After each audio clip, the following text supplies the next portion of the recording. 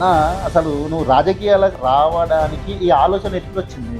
మా నాన్నగారే నాకు బలంగా సపోర్ట్ చేయడం వల్లనే నేను రాజకీయాల్లో కొనసాగుతాను. నీకన్నా ఎక్కువ మంది కూడా అంటే చదువుకున్న మేధావులు ఉన్నారు, చాలా మంది ఉన్నారు. అంటే వాళ్ళని కాదని మీకు మొదటిగా అధ్యక్ష పదవి ఇవ్వడానికి కారణం ఏంటి?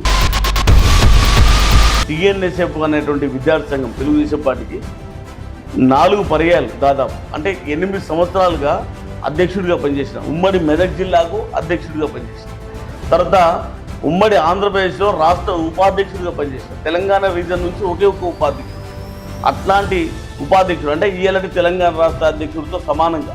ఒకవేళ టికెట్ మేరు మహేష్ కాక ఇంకా అదర్ పర్సన్కి ఇస్తే మహేష్ పరిస్థితి ఏంటిది? అంటే పార్టీ నిర్ణయించిన కట్టుబడి ఉంటారా లేకుంటే పార్టీ మారే ఆలోచన? పార్టీ నిర్ణయించినటువంటి అంశంగా శిరసా వహిస్తాం. మా లక్ష్యం ఒకటే, అల్టిమేట్గా గులాబీ జెండా ఎగరవేయడం, కారు గుర్తు గెలవడమే మా లక్ష్యం. మేరు మహేష్ అంటే ఊర్లోనే ఉండరు అని చెప్పి చాలా మంది అంటున్నారు. అయితే నేను ఫోన్ను 100% అన్ని నిత్యం పబ్లిక్ రెస్పాన్సిబిలిటీలో ఉంటాను. నా మీద మా గ్రామంలో ఎలాంటి చిన్న రిమార్క్ కూడా లేదు. ఎందుకంటే ఈ నిమిషం వరకు హరీష్ రావును ఇంతగానం పొగుడుతున్నారు.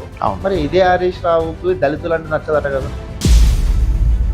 నేను దళితున్నే కదా. మరి హరీష్ రావు నన్ను అయితే కార్లు ఎక్కించుకుంటాడు, నాకైతే ఆయన డైనింగ్ టేబుల్ మీద భోజనం పెడతాడు. అంటే హరీష్ రావు గారిని బాగా చూస్తున్నట్టు అనవడుతుంది. సిద్దిపేటలో ఉన్న బీఆర్ఎస్ పార్టీ నాయకులు మొత్తం సెటిల్మెంట్లు, మొత్తం పేదల భూములను కబ్జాలు చేసుకుంటా మొత్తం ఇదే పని చెప్తున్నారట కదా. బీఆర్ఎస్ ఆ ప్రశ్నించే మీడియా వాళ్ళని లోపలికే రానియారట.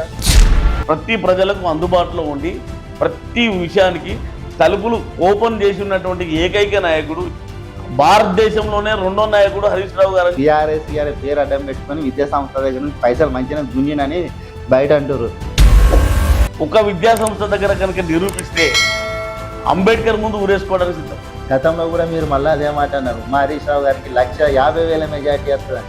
50,000 మెజార్టీ దించారు కదన్న ప్రజలు. మా నాయకుడు మెజార్టీ మీద మాకే అసూయ పుట్టే విధంగా మెజార్టీ వస్తుంది తప్ప. సారు ఫామ్ హౌస్లోకి వెళ్ళి బయటకు వెళ్ళాడట.